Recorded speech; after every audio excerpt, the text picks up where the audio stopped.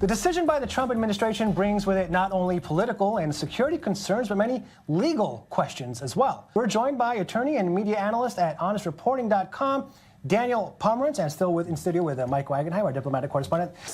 Can you give us some background on the legal status of the city? Well, sure. Really, it starts in 1947 with the passage of UN Resolution 181, which said that there would be a Jewish state, an Arab state. This was before the term Palestinian came into common usage, and that there would also be a corpus separatum, an international territory, and that would be Jerusalem.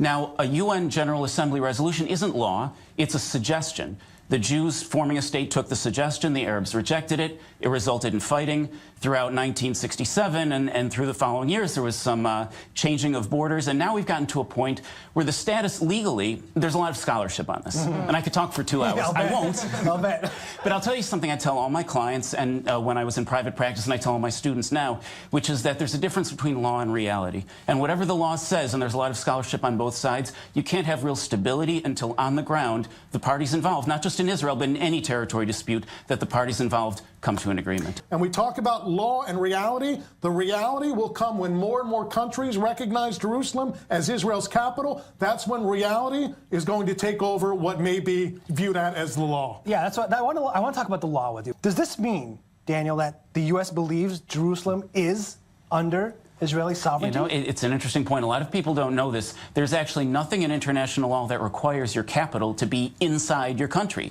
And there are a number of capitals in the world that are in situations that are ambiguous or even have occupation-type situations. Cyprus is one example.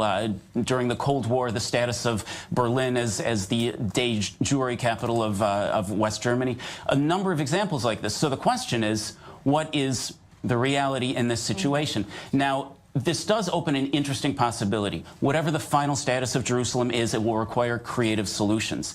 If a capital doesn't have to be inside of a country, it's possible that a Palestinian capital doesn't necessarily have to be inside of a Palestinian state. I don't know that the parties would agree to it, but it's one more creative solution, and I like it when the law opens more solutions rather than closing them off. Right. But the answer is that what the United States is doing with the embassy does not necessarily reflect a position on the status of sovereign borders until the president actually orders the State Department to take action in that direction. Is it, though, that ultimately the United Nations that determines the final status of Jerusalem? The General Assembly passes what are called Chapter 4 resolutions, which are really international suggestions. They only become law if all the parties involved agree to them, and then the treaty becomes international law. That there's still this dream, this vision within the Trump administration that we're somehow going to settle this and get a peace deal done. And this is their way of leaving this crack in the door open to try to get that done. That crack, I think, in my opinion, is going to close very quickly, and you'll start hearing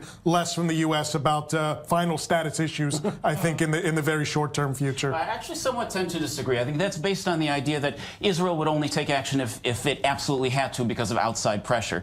But if you take the position that Israelis really want to accomplish something if they feel safe doing it, then anything is really possible, regardless of what the rest of the world says or doesn't say. Well, it's all possibilities.